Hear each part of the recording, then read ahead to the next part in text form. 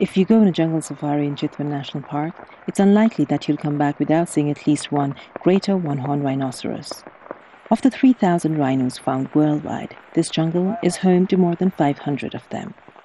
But just a few years ago, things were quite different.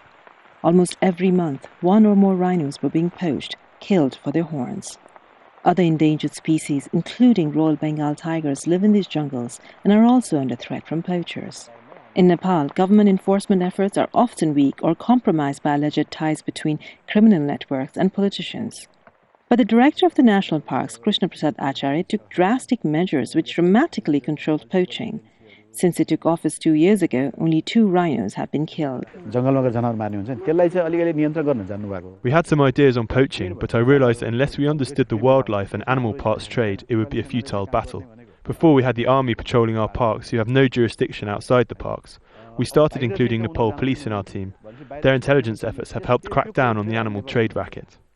There is several arrests of poachers and traders, including some highly influential criminals involved in this business. Corruption is rife. We get plenty of offers of bribes or threats to our lives. I've not had one minister who has not called asking to release some criminal or the other.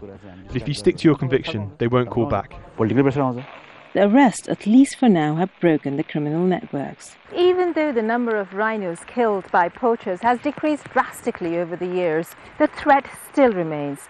So the national park has introduced new technologies to monitor the area and to study the habitat of these endangered species.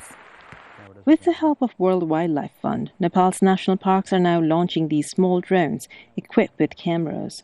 These drones can be programmed to fly for up to 20 kilometers, and since the data can be immediately downloaded, poachers could be easily tracked. The